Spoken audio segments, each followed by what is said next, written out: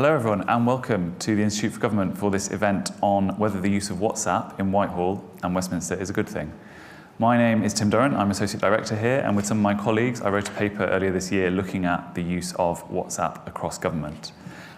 We knew from our conversations with people inside government that WhatsApp was widely used, whether that's for political plots or commissioning work or organising illegal parties. And so we wanted to look into the details and the implications of its use. It's convenient, it's useful, everyone across the country uses it, but we think it's important that it's used properly, so that decisions are properly documented and informed, and that communication is transparent and recorded properly where needed.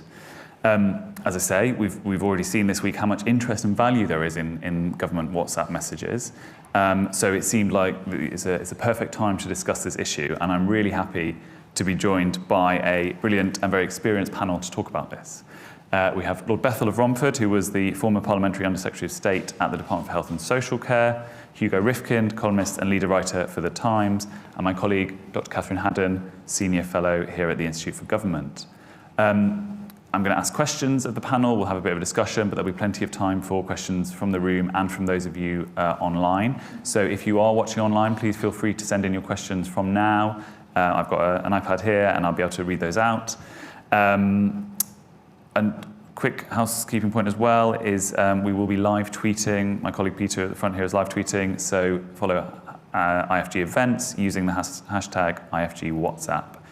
If you are online or in the room, feel free to join the conversation there. With that, let's get going. So, Lord Bethell, if I can, before we begin properly, I just want to acknowledge there is an ongoing court case and Information Commissioner investigation into the use of WhatsApp during your time at DHSC, so there are inevitably going to be limits on what you can say about that time. But to start, what are your views on the use of WhatsApp in government? Is it a good thing? Well, Tim, thanks very much. Thank you for raising this issue. I mean, I'm going to make the case that it is absolutely a good thing. I think it's worth remembering that there are 2 billion people using WhatsApp around the world, and there are a ton more using the other instant messaging platforms. And the reason why it's so huge is because it is so useful. And this is a revolution that has been driven by working people and families all around the world, and it is used in hospital wards, fire stations, garrisons, school staff rooms, up and down the country. This hasn't been because of some top-down edict from government. This has been a revolution from the shop floor, from the school gate, from the nursing station, and at times, private office. And this is because businesses and government have failed to create the systems that let people work effectively together. So people have taken matters into their own hands, and they've embraced a new technology that helps them to do their jobs better and quicker. And I absolutely embrace that revolution. We could not have responded to the pandemic as effectively as we did without this kind of modern communication tool. And in that, I include Teams, Zoom, and the other communications tools that we used. When the virus hit our shores, we had to massively scale up public health services, and that led to a sudden and urgent need for collaboration between people who had not worked together before, across silos, across agencies, across departments. And if you'd gone into the DHSC HQ in this time, you'd have seen people from Army Logistics, the intelligence services, consultancies like Deloitte, Cabinet Office Procurement, PHE epidemiologists, NHS clinicians, volunteers, all manner of people. And they were fighting hard to stand up new testing, to support our hospitals and social care, to roll out the vaccine program. And I can tell you for sure, they were not all on the same email server. To give you a vivid example, standing up the hotel quarantine board project required phenomenal creativity to stitch together a system based on flight booking data, hotel room management systems, visa requirements, airport check-in stations, passenger landing forms, cybersecurity, and a whole bunch of other. And that required collaboration across many, many different agencies. We wouldn't have had the agility to do that in time if we'd relied on email and the telephone. WhatsApp, Teams, and the others were absolutely critical to standing up an entirely new service in just 6 weeks, an accomplishment that was an award-winning achievement. So in other words, what messaging and similar apps do is that they help forge collaborations between teams. They help us to share up-to-date information and work towards agile responses. And thirdly, they help encourage creativity by sharing ideas. Now, if we had adhered to the old way of doing things, it wouldn't have happened so quickly. When I became a minister, I needed to see dashboards from NHS colleagues in order to do my job. And it took me 6 months to get an NHS email login. And I said this to one of my predecessors. And they came back to me and said, "Oh my goodness, that is absolutely staggering. You got an NHS email. How on earth did you manage to get that?" That is the pace at which the old tech works. And we can't forge an effective government if we move at that pace. And it's not just about times of emergency that government needs more creativity, agility, and collaboration. The challenges our country face increasingly require complex and prompt responses. Things like the Children's Cabinet and the obesity strategy require cross-cutting solutions and better working practices. Now, I acknowledge that new technologies often create suspicion. Napoleon worried that a nationwide system of semaphore would encourage revolution, and therefore he restricted it for its use only to the military. Through the ages, people who fear conspiracies have often invested those fears in technology, and that's true today.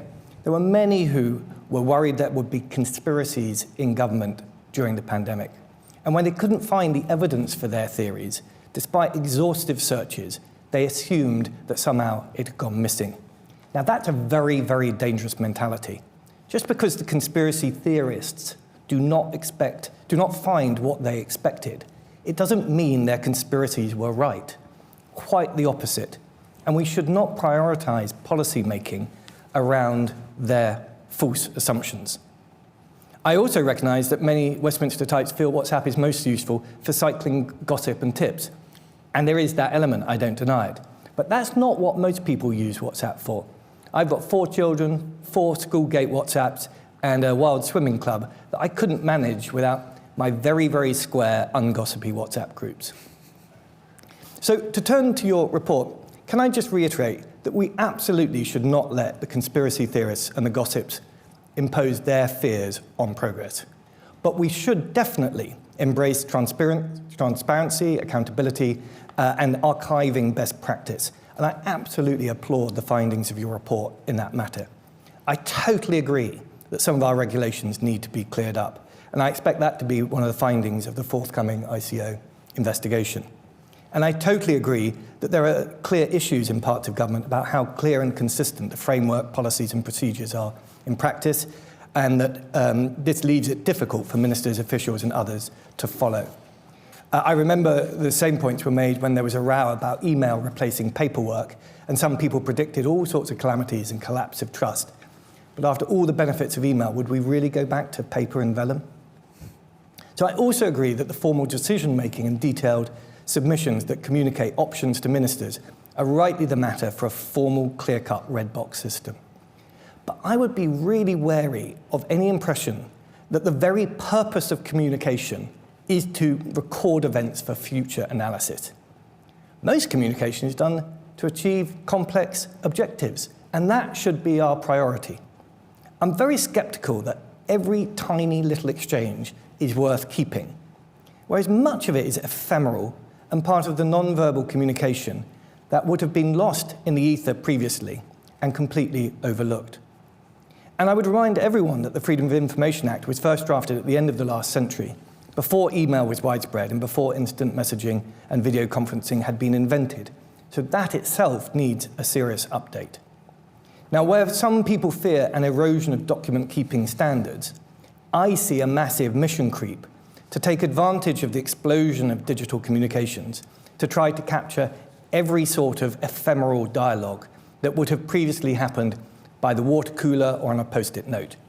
And without investing the capability to analyze and contextualize what is captured, that can be a counterproductive endeavor. So what I'd really like to see from the Institute for Government is a report on the use of better digital communications to improve operational effectiveness.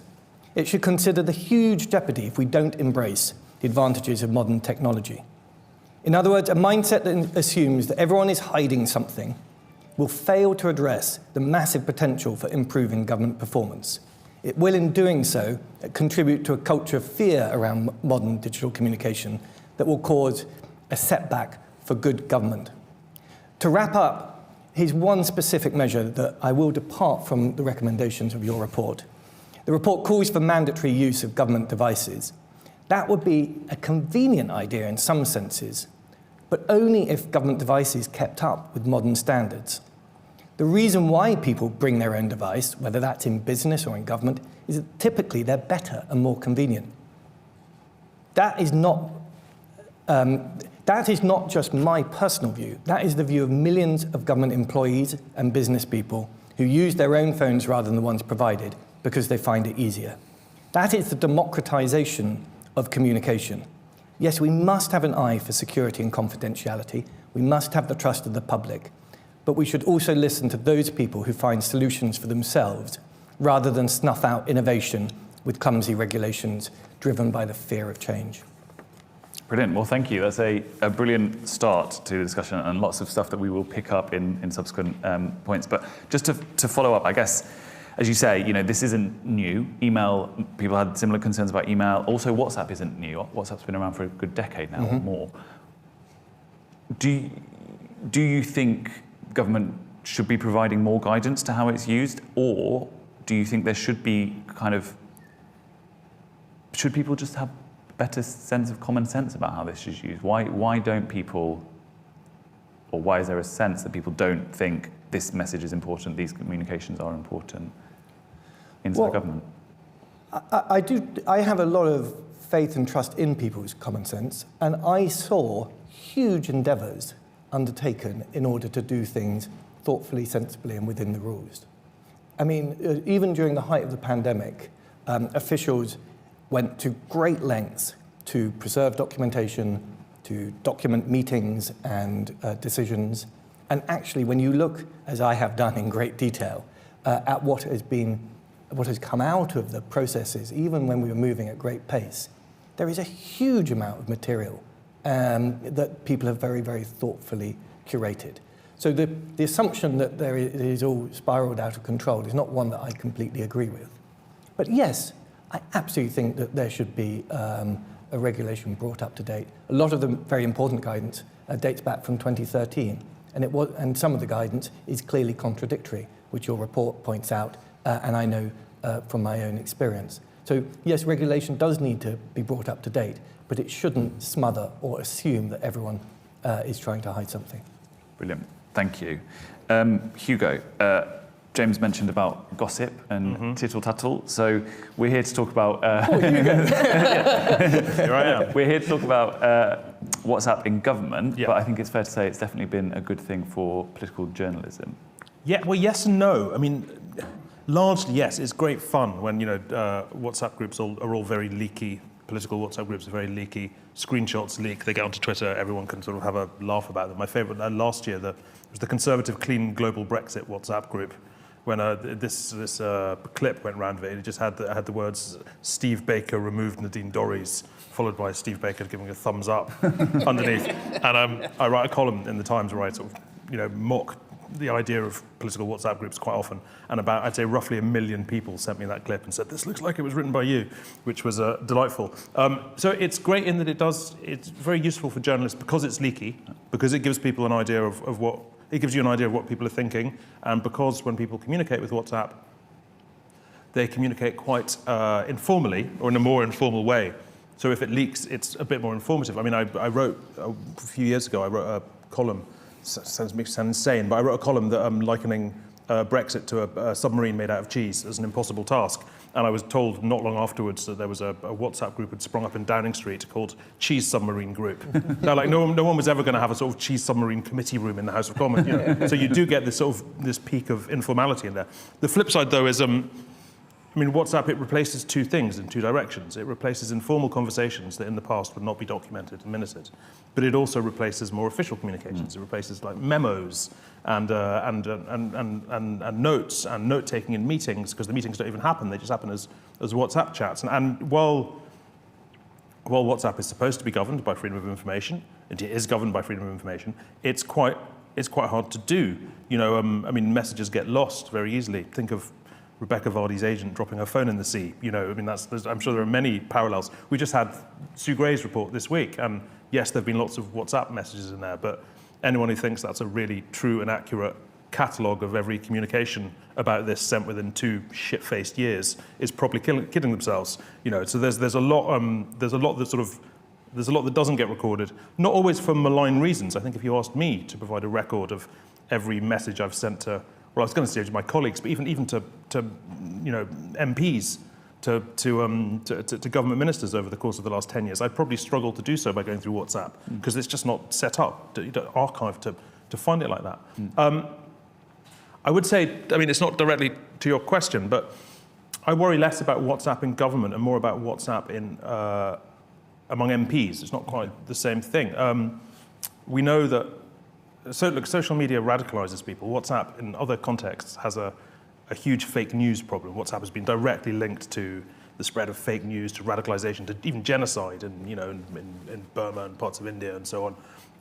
And while it might sound hyperbolic, MPs aren't that different. MPs are members of many, many WhatsApp groups, and they genuinely do get radicalized by them. Most of the groups you hear about among parliamentary parties, really what they are before they're anything else is WhatsApp groups, and they're informal whipping operations in competition with the party whipping operations. But they're much more effective because the way these communications don't work like I pretend they work when I take the piss out of them. People don't talk past each other and make fools of themselves in that kind of way. They compete with each other. They radicalize each other. That's just, I don't mean that as an extreme way, but that is just what conversations on these sorts of mediums do. And so you end up with much more sort of hardening of political positions, much more groups within parties that are very hard for the party to coordinate, to deal with each other, are very much against compromise because it's very performative. And while that probably is good for journalism, I don't think it's good for everybody. Yeah, absolutely. Yeah. Kath, if I can turn to you. So you mentioned people have always had informal conversations, whether in the Commons, in government, people sort of chatting in corridors rather than around a table and formally documenting it.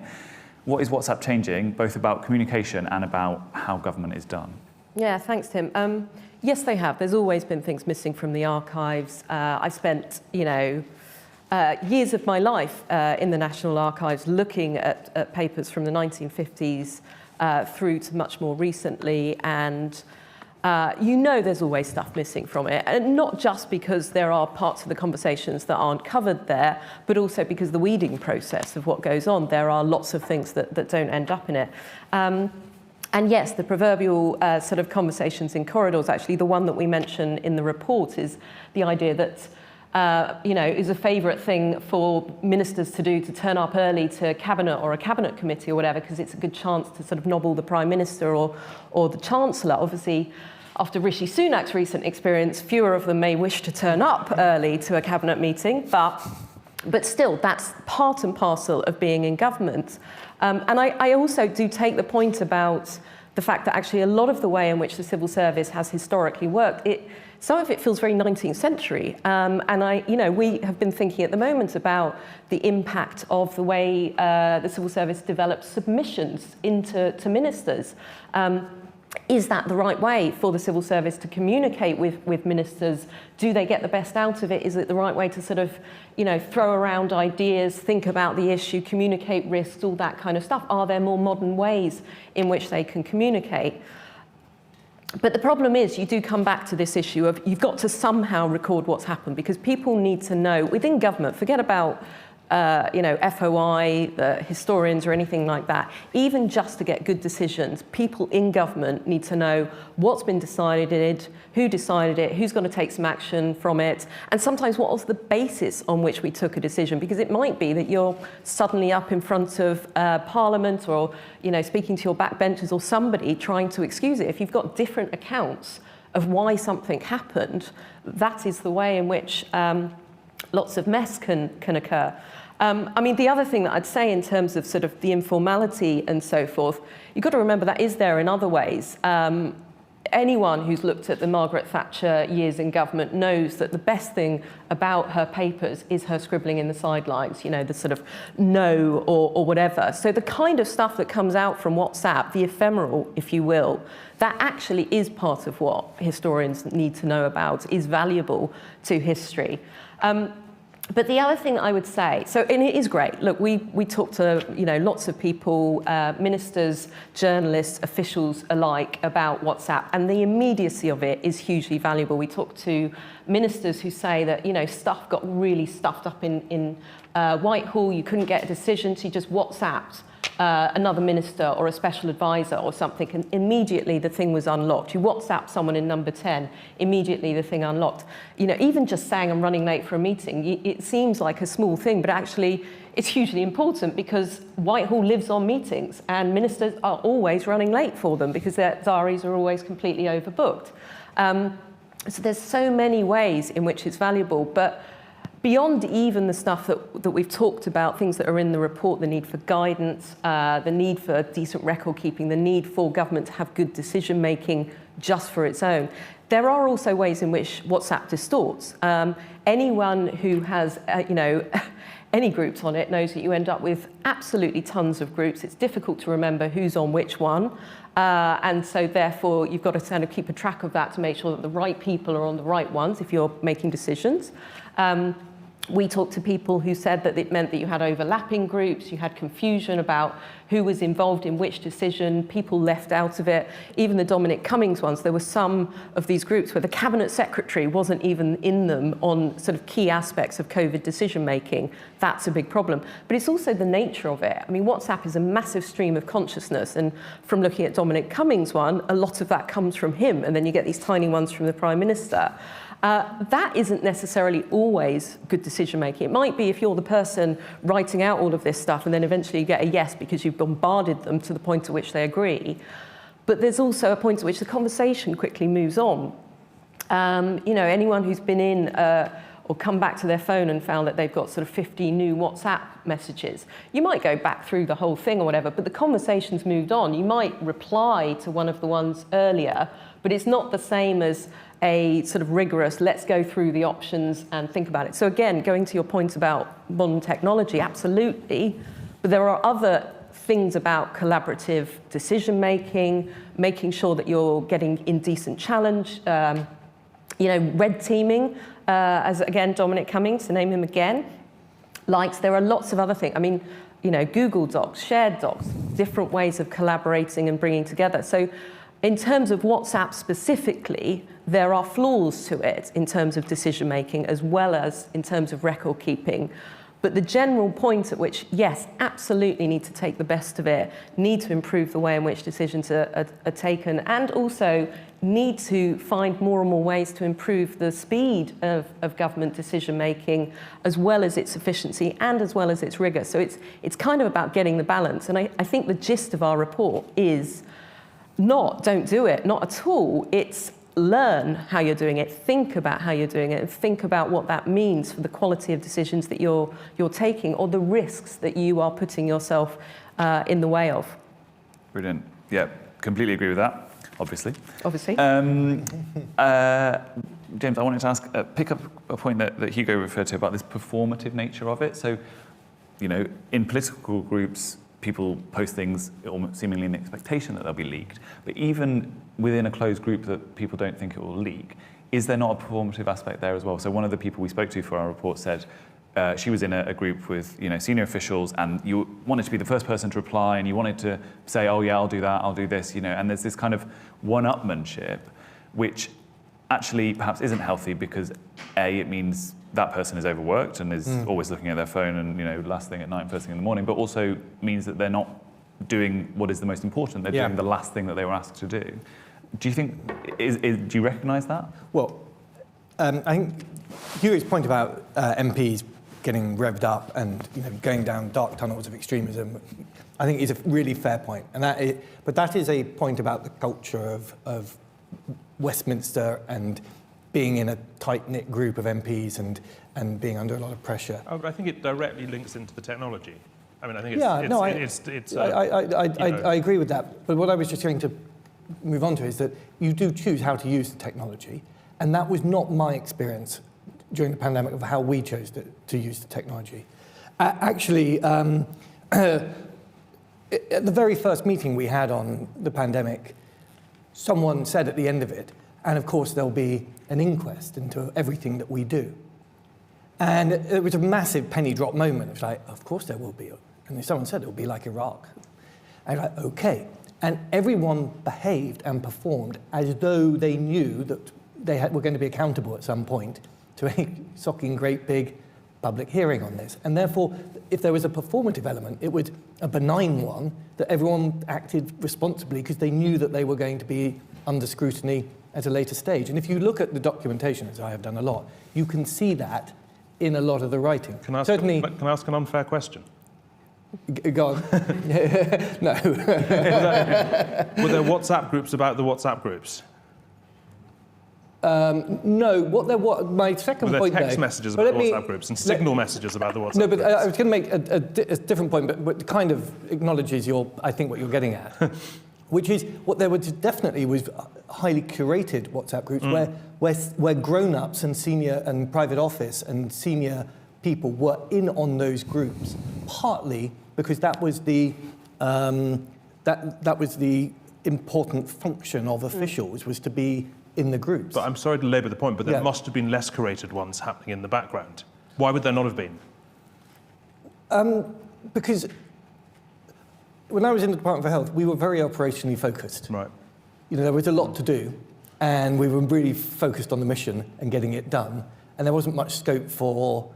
And it was very important to keep a culture of positivity around the whole project, because everyone was under a lot of pressure, and therefore the scope within the culture where what we were doing for negativity and gossip just wasn't there. So, you know, I think maybe, you know, what I saw was a really benign contribution from this sort of instant messaging culture, and it was actually quite boring and thoughtful, and you know, some of it was, you know, could I have a cup of coffee type ephemeral stuff, but some of it was, you know, just getting the process done. Is the report ready? Is the meeting starting on time? Have you read the report? Can we have a chat about it? You know, it was just trying to smooth and get things done. And from that point of view, quite boring and respectable.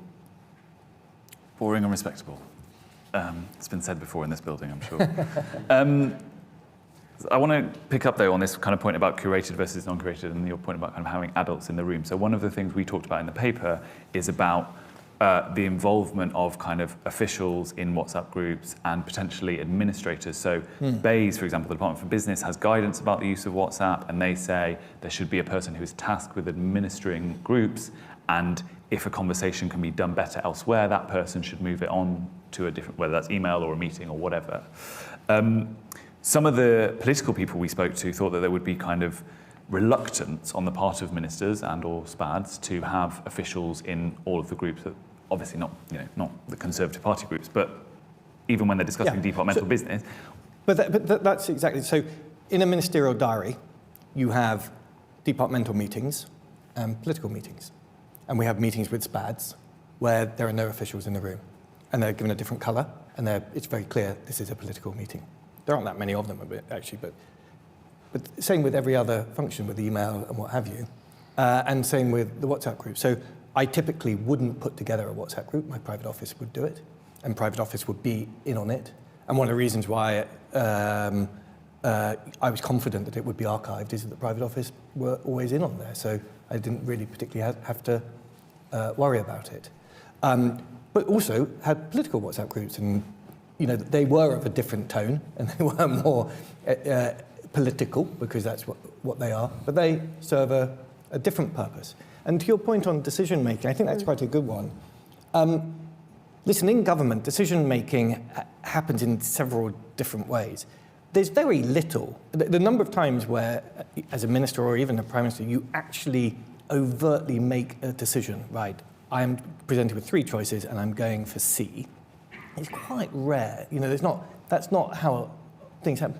They do, decisions, as you implied, evolve.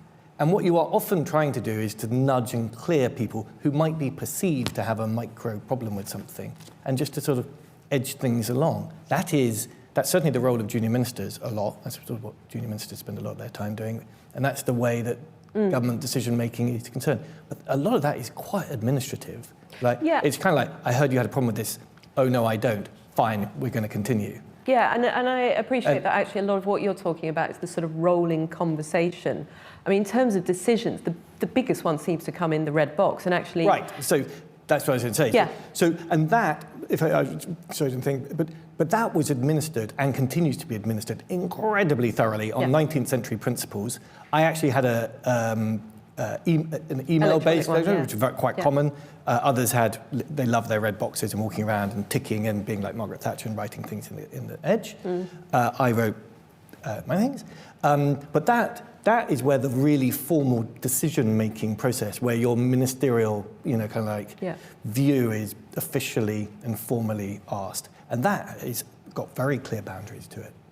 I think there's still something interesting about the sort of resolving the political obviously this week, cost of living, windfall tax, all these decisions that led up to the Chancellor today, you know that in some of those, they can only be resolved at ministerial level. We know that, civil servants talk to us all the time about you take things so far in terms of your policy advice, the meetings that you set up, the red box, all that kind of stuff.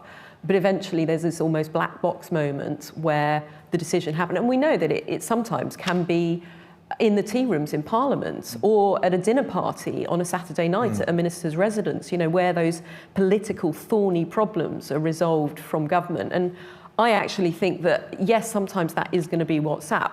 It's just whether or not then aspects of that get into the historical record in some fashion or another. Great. Well, I want to talk a little bit more about sort of culture and the kind of what this does to relationships and stuff. But first, I thought I'd take a round of questions from the room if there are questions that people would like to ask. We have a roving mic. Any questions? We have one here. And then, okay, perfect. Two on this side. Brilliant. We'll take a couple and then we'll... I'm Billy James. My background is in business. Does WhatsApp have a different effect on well-structured organizations with a sensible strategy and on chaotic public relations around organizations without a sense of strategy? Brilliant question, thank you. And the gentleman behind you had a question as well. Hi, my name is Ron Agblay. I work in the NHS. Glad you got an email address. It isn't easy. So my question's about security. Have there been any concerns about the integrity of WhatsApp as a communication tool? From a security perspective? And if so, would the panel like to discuss them and comment on them? Brilliant, thank you very much. Any other questions from the room for now? Okay. I'd love to take security. Yeah, let's go security first and then, yeah. Yeah, I mean, it's a brilliant question. I was thinking of it earlier. It's, WhatsApp is supposedly end-to-end encrypted. We know that nonetheless, security services manage to read it when required. We don't know quite how Facebook does its encryption. Facebook is very cagey about how encryption works on WhatsApp. WhatsApp being owned by Facebook. I think there's a lot of trust that goes into the use of WhatsApp. And I think when it's being used at the heart of government, I think there is not nearly enough consideration paid to that. There was some talk recently of members of the cabinet using Signal as well. Signal, which is some say a more secure method of communication than WhatsApp, but is also quite a lot shadier. So there's less is known really about how Signal is encrypted and precisely what happens to the information. While WhatsApp is, even though it's supposed to be even though it is end-to-end encrypted, as I said, it can get scraped off by security services somehow, presumably through Facebook. You also have, of course, vast access to it if you have somebody's phone, which is, there aren't really those kind of obligatory phone-based security systems that you'd imagine you'd get on some kind of government-based security system, if that was indeed what it was intended for. So I think it's a very real consideration. Yeah. Were you ever told anything about the security of WhatsApp messages? No, I didn't have a specific security briefing on it, but. The encryption is said to be very good. I mean, Yeah, I don't think that there is I don't think I have anything to say about the relative security of leaving your red box on the tube, sending the email accidentally to the wrong Rifkind, or or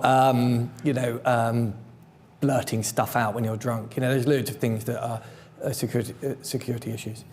Can I just on security? So when we did the research on the paper, we spoke to someone who had worked on government security, and they told us that, kind of to your point, the app is less important than the device. And so if the device is compromised in whatever way, whether that's literally someone has hold of it, or they're using the Pegasus software to get into it, or whatever it might be, then it doesn't matter whether you're using WhatsApp or Signal or whatever. If your phone is compromised, your phone is compromised.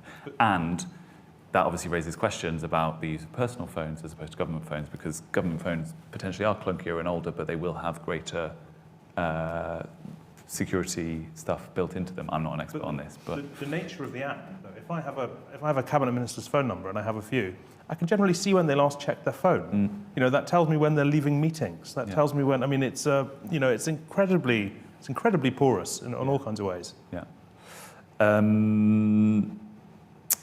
Well-structured organisations versus. So I think it's a really good question. I think culture trumps strategy every time, as someone once said, and I do think culture is really important. So I think I'm agreeing with you, but in a slightly different way. These new technologies, new media, they always amplify what's already there. And if you've got a flaky, irresponsible culture in your organisation, that will be borne out in the way you use digital communications. And if you've got a thoughtful, purpose-led organisation, then that's how your communications will be. So on that point, I mentioned culture earlier. One of the things we've talked about a lot at the Institute for Government recently is about standards of behaviour and proprietary in government. And one of our lines is that culture is set from the top. I think that applies here as well. So we know that the Prime Minister uses WhatsApp. We know that he WhatsApps, the Crown Prince of Saudi Arabia. He WhatsApps James Dyson. He discusses a lot of big issues on his personal phone, we are led to believe. How much does that affect the approach of the rest of government? Does that, his approach, his kind of implicit guidance and leadership, does that define how other people approach the use of it? I would say, I think yes and no. I was actually quite struck. I think it goes to the chaos point actually a little bit. How somebody, it's not just about an organisation, it is also about how individuals do decision making, and that affects their use of whatever tool it is at their disposal. But I think it's also, in the sense of, especially when it comes to WhatsApp, it's also about how individuals use it compared to each other. The messages with Dominic Cummings, like I say, I thought they were fascinating for how much Cummings versus how short the Prime Minister. Presumably some of that was, he was pressed for time, he didn't actually need a lot to say, maybe he was just annoyed with having all of these messages. But you get the impression that he's more terse in his responses. I don't know, maybe he sends long, very long WhatsApp messages with loads of gifts to other people, just not to Dominic. But I think that is also really relevant to setting the culture. Like I say, it's sometimes about the culture set on a particular channel and how much that's then dominated by people, how they're using it, the way in which they're using it. But yeah, of course it's going to be set from the top in some respects. If you have a Prime Minister who comes in and says, I hate WhatsApp, no one's using it, then other people still will, but they're not going to engage with them as much with it. On the other hand, if you have a Prime Minister who comes in and says, I hate email, I hate meetings, Tony Blair and the Sofa government, then of course that's going to be exacerbated because people, it's the same, people want to be in the room where it matters, and if that is the app or it is the actual physical room, that's where people are going to get drawn to. So yes, there is a kind of replication of behaviour that gets set from the top. It matters because, look, would the Prime Minister write a letter to the Crown Prince of Saudi Arabia with nobody else reading it? No. Would the Prime Minister have a phone call with the Crown Prince of Saudi Arabia with nobody else reading it? Probably not. Hearing it. Would they exchange WhatsApps with nobody, at least on this side, reading it? Very possibly. Now that's huge. That's not a small thing at all. And so it's the blurring of the lines I said before that the thing about WhatsApp, you're talking about replacing both the chat in the corridor, but also the committee meeting. And it's the blurring of the lines between the two, that in what capacity is the Prime Minister acting when he sends a text message to, somebody in the White House, or to Dominic Cummings, or to James Dyson? Is he acting in the capacity of Prime Minister, or is he acting in the capacity of Boris Johnson? And, pre-WhatsApp, those lines were generally pretty clear, and now they're non-existent. So I think that does matter quite a lot. So can I come in and just sort of push back against both those answers? Because you're both coming at it from your assumption that there's a grand conspiracy and that WhatsApp is an enabling agent for conspiracy. Chance would be a fun. We're coming at it from Boris Johnson. Yeah. My experience is slightly different, and I have a slightly different perspective. Listen, when you're a minister, particularly in a pandemic, but at any time, one of the things you're trying to do is to get your message across to your system somehow, and to take people with you and to make them feel energized and included, and trying to encourage collaboration and to people working together positively with creativity. And one of the WhatsApp groups we had, which was it's quite well known, was a COVID task force WhatsApp, where there were 30 or 40 or 50 people on it, and we would have meetings every day at 3 o'clock at the time, and then there would be follow-up, and then there would be like reorganizing the meeting, and then there would be and messages that went into that group were incredibly powerful, because you were trying to get your key people all on the same page, all feeling that their concerns had been listened to, that their evidence had been validated, that they were part of a bigger thing. That's the bit of WhatsApp that I thought was really helpful. And it comes back to the culture question. It slightly depends how you want to use it. Now, we could have easily done it using email blasts, or we could have, used voice message and sent them out to people. I don't think it's totally channel specific, but definitely instant messaging we found, in terms of trying to bring together that kind of teamwork, really, really useful. So on that group, though, with 30 or 40 people, did you know who all of those people were? Could you see their names? Could you see? Well, certainly. Yeah, well, I was in those meetings. Right.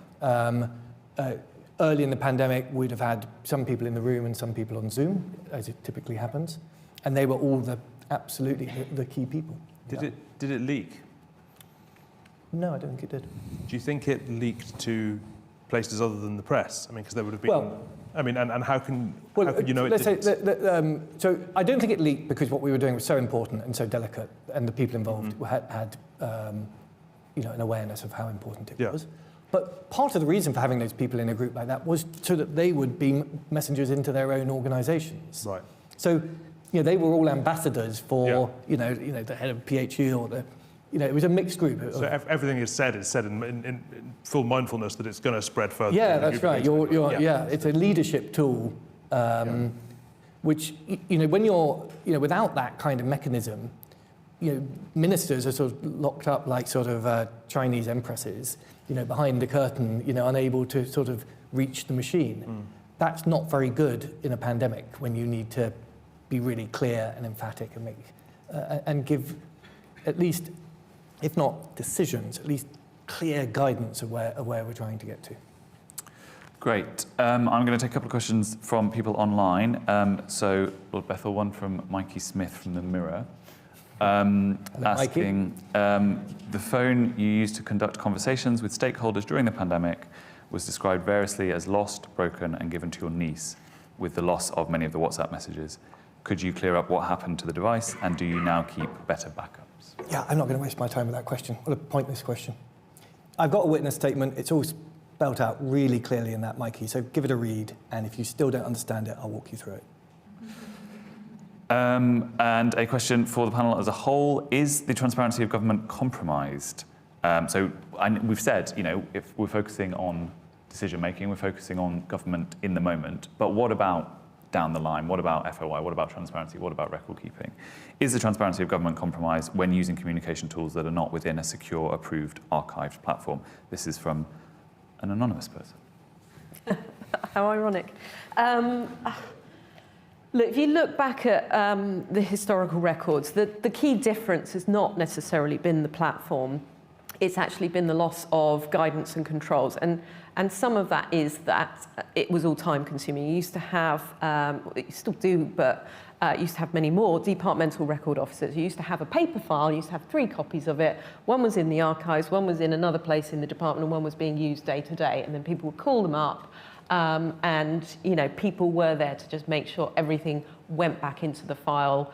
That said, the files got lost. The files got locked in a cabinet where they lost the key to it. There would be different kinds of files. And in terms of transparency, I remember a conversation with the Treasury a few years ago where we had to persuade them to keep Geoffrey Howe's files, because they're like, oh, but the same files are already in the Prime Minister's. We're like, yeah, but those didn't have Geoffrey Howe's remarks on them. So you still need those other ones. So even then, the weeding that goes on loses some of the actually more interesting aspects of government, because there's so much that government produces that the weeding process would then lose lots of different things. What you had then with the start of emails, but also just electronic documentation more generally, was just chaos. And part of that was down to the loss of a decent filing process. They tried in the beginning to print out the emails and the documents and just do it in the same way. But some of it was also down to the technology and the complete failure of the technology companies and of the various projects in government to produce decent systems. So you've ended up with what we call the pile, which is just this mass of really difficult to sort through electronic information from the sort of late 90s, early 2000s for quite a long period of time in government. And actually, from historians' point of view, it means that you've got tons of information because they kept too much at times, but it's very difficult to navigate. And all that means is, again, we're going to have to innovate. Historians are going to have to invent new search tools, write code in order to search their way through this stuff. And I think the same is going to be true of WhatsApp. It is very difficult to then, if you've got 30, 40, however many people on a WhatsApp group, even if it's just been going on for a few months, let alone some years, you're talking, I don't know how many messages, and it is a linear conversation. The search term on WhatsApp is pretty rubbish, but again, you will develop tools in order to be able to use those and search through them. So yes, there are always problems in any kind of record keeping in government. In terms of the transparency for future historians, it's about the ability of historians to sort of search through it. I think the problems, as we say, is the more immediate. It's this clash of FOI that we've seen pretty much since the Act came into force, and the frustration that it feels in government. And actually, a lot of that is down to the culture of our government. It is still quite a closed shop, and it's not conspiracy. It's not just the politicians. It is also a feeling from a lot of the civil servants. They push back against the idea of having more transparent policy advice because they say, well, politicians won't want to talk to us. They won't want to get the advice. So that transparency issue, that's more around that. It's around the court cases. And for historians, I'm just of the view, eventually we will get whatever we get, and you just have to make the best use of it, because you go back to any stage in history, there are going to be gaps in what you're looking for. What we want is just to make sure that the record keeping that is there is good for actually effective government at the moment, and for transparency when it comes to inquiries and so forth. For the historians, ideally, I just want everything, and historians can work out whatever. But that's our or their problem to fix in the future. It's that transparency issue is about accountability first and foremost, including to Parliament. We've not really talked about Parliament. Sorry, that's a bit of a rant. Yeah. So listen, I think you put that very well and very reasonably. And I'm a historian by background, and there is a bit of me that just wants everything. And at some point in the future, we'll have, like, our eyeballs will record everything, and it will go on some mega computer, and you'll have your algorithms in good shape with the AI, and you'll be able to search and find exactly the moment that was needed for writing your history. Okay, so that's great, and that the historian in me is happy by that vision. But just to sort of take the discussion on a bit, there is a role also for privacy. So one of the problems is you don't want everything that you are thinking and saying seen by everyone else in the future. Let me give you a couple of examples. There are times when you might not have understood something. I was the Natural Sciences Minister. I have a history degree. there were plenty of meetings where I didn't fully understand everything, and I needed to push back and say, terribly sorry, you're just going to have to say all that all over again and a bit more slowly.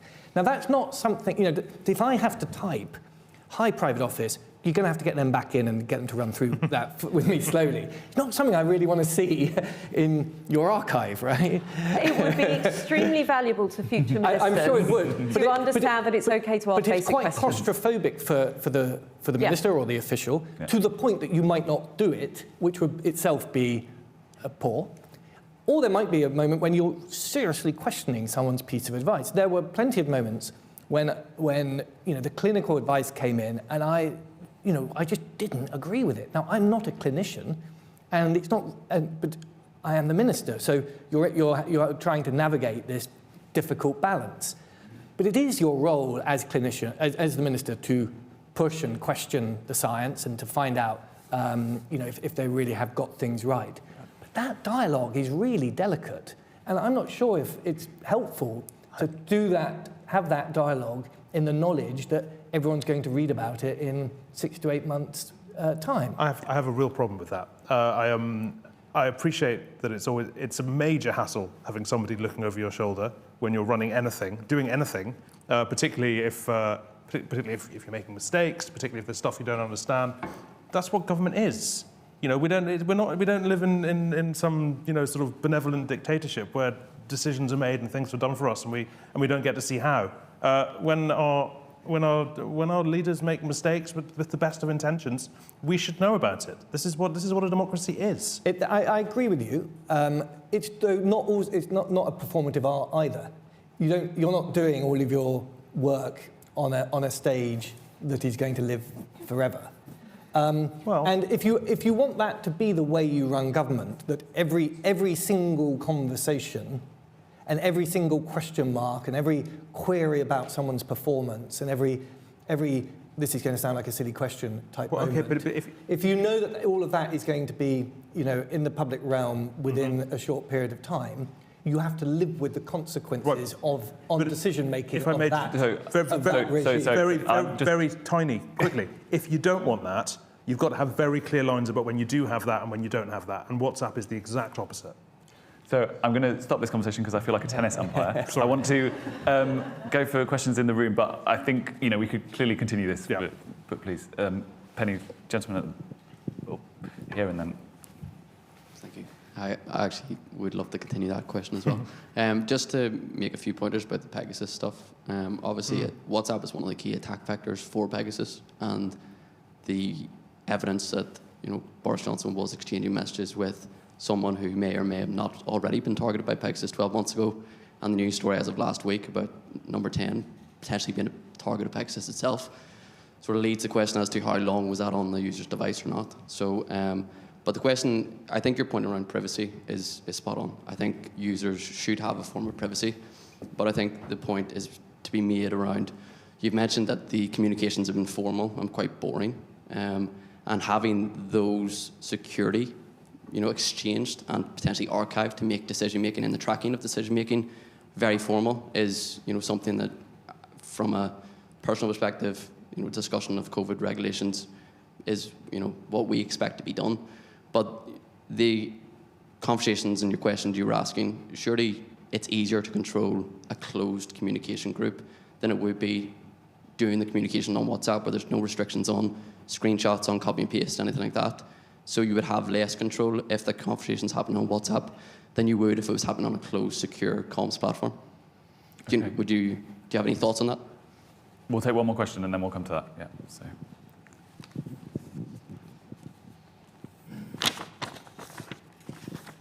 Hi, I'm Tony Travis from the LSE. Two things, really. One is, I suspect, underlying the previous conversation, there's any organisation, not only government, where things don't go well, will want to keep that quiet. And the issue, it seems to me, is does WhatsApp make that easier? I mean, at some level, does it make it easier? No. Right? But that's not what I want. I wanted to ask something completely different, which is that WhatsApp contains elements of a sort of traditional phone conversation or text exchange and a meeting. And given that Parliament, and I know this is about government more than Parliament, but politicians are dispersed across the country. So it begs the question of whether WhatsApp and things like it will make it less likely that people will meet in person over time, and whether that would affect the way government and politics operated. Now, most innovations generally don't lead to the once and for all, nothing ever, telephones invented, nobody ever meets again kind of thing. But given the way politicians use WhatsApp, it must be a way of them, as it were, for MPs to be in their constituencies and still to be able to rattle on about all the things they rattle on about without actually coming to Westminster to do it. Brilliant, thank you. I'm going to ask James to answer the question about control closed group versus large group quickly, and then let's come to the question about changing forms of communication. It's a very good question. There's something called NHS Mail. Have you got an NHS Mail account? How do you find your NHS Mail account? So that's the answer to your question. Closed groups, you can set them up. People don't like using them because they're clunky and inefficient, and they close you down and you can't talk to people outside your group. The reason, to answer it quickly, the reason why I'm trying to make the case for WhatsApp in the round is that people find it useful, and we should listen to people and understand why they find it useful. I'm sorry, just because of time. Yeah. Yeah, I was just more going to Tony's point, which I thought was really interesting in terms of that face-to-face. And I don't know if either of you know, does Jacob Rees-Mogg use WhatsApp? I'd be surprised. It's an interesting point about that. I think just in terms of that closed group thing, I mean, we've been talking about the evolution of technology here. And I think actually the thing that it is about the balance of how you're using it, is about the amount of how you're using it. I think that we've got a sense, and again, I don't know, it's not been fully evidenced, but it has been in the stuff that has come out, that it has been used too much in the wrong circumstances, too chaotically at times. And that's where we're wary, less so for the times when it's actually extremely valuable and some of the examples that you're giving. But I don't think it's going to be that or the pressure for guidance that actually decreases the either use of or the circumstances in which it's used. I do think it's going to be the leaking eventually, because government is getting leakier and leakier, it feels. And the screen grabbing option just makes it a lot easier. So I do think if any government decides to try and get a grip on that, WhatsApp is going to be one of the things that they target. And that doesn't mean they'll stop using it, but that might change the nature of how they use it. And it might be that they just move on to something else where you aren't so able to do that. But I think eventually that's probably going to be the area, which I think slightly goes to both of the points that you were making. Maybe you didn't do Tony's. Hugo, I'm going to give you the last word. I mean, what do you think about the kind of face-to-face versus electronic communication, but also any other reflections on what we've discussed? Well, I mean, in terms of the face-to-face, I mean, of course, once you ask the question whether it's possible to have MPs not coming to Parliament, just engaging digitally with democracy from wherever they are, you get very close to asking the question whether you necessarily need MPs at all, and why we can't just engage directly with democracy by ourselves.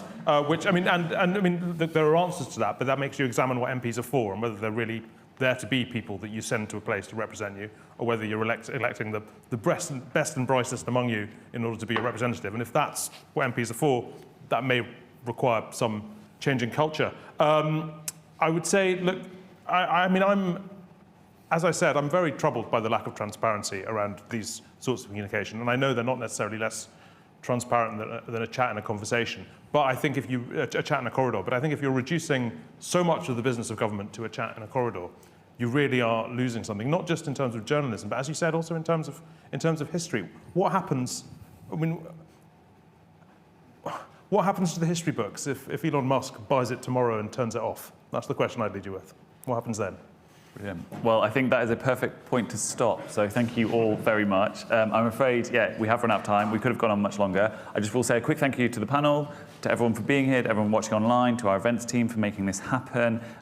We will have a video and sound recording of the event on our website within 24 hours.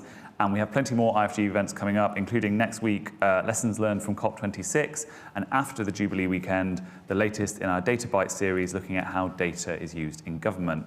All of the details of those are on our website. So please join me in thanking the panel.